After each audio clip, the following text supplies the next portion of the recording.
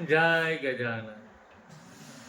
देवी सुरेश्वरी भगवती गंगे, त्रिभुवन तारिणी तरल तरंगे, शंकर मौली विहारिणि विमले, मम मत्यापा तव पद कमले। हर हर गंगे माँ जय जय गंगे, हर हर गंगे माँ जय जय गंगे। તમે જાણો છો એમ આજે વૈશાખ સુદ સાતમ એટલે કે ગંગા સપ્તમી. ગંગાજીનો ઘણો બધો ઇતિહાસ છે. પાવનકારી ગંગાની અંદર સ્નાન કરવાથી પાપનો ક્ષય થાય છે અને જોડે જોડે જ્ઞાનની પ્રાપ્તિ થાય છે. એવી માં ભગવતી ગંગાની આજે સપ્તમી છે. જળ વગર આપણું જીવન શક્ય નથી. આપણે જાણીએ છીએ. એમાં ગંગા માતાની વાત કરતા પહેલા એક નાનો મેસેજ આપવાનું મન થાય છે કે જળને સાચવીશું ને તો જ જળ આપણને પણ સાચવશે.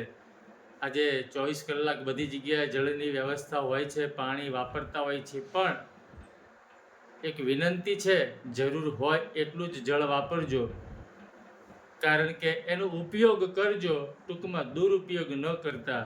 જળ એ જ જગદીશ છે. જળને આપણે સાચવીશું તો જળ આપણને સાચવશે.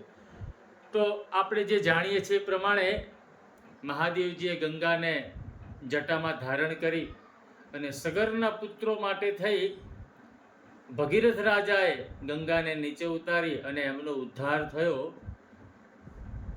ત્રિપદ ગામિની ગંગા વિષ્ણુ ભગવાનને પ્રશ્ન પૂછ્યો કે તમે મને આશીર્વાદ આપ્યા, વરદાન આપ્યું, એ પ્રમાણે હું જે લોકો મારી અંદર સ્નાન કરશે એમના પાપ દૂર કરીશ, પણ હે નારાયણ, હું આ બધા પાપ લઈને મારા ક્યાં જઈશ?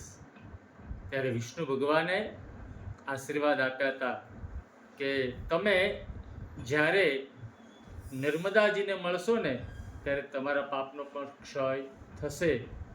તો એ દિવસ આજનો છે. વૈશાખ સુદ સાતમના દિવસે ચાણોદ કરનાળી આપણે જઈએ છીએ, ત્યાં જોઈએ છીએ એક નદી નર્મદાજી છે, બીજા ઓરસંગ છે, અને જ્યાં ત્રિવેણી સંગમ કહેવામાં આવે છે એ જગ્યાએ ગંગાજી, ગુપ્ત ગંગા જેને કહેવામાં આવે છે, એ નર્મદાજીને આજના દિવસે મળે છે અને પોતાના પણ પાપનો ક્ષય કરે છે.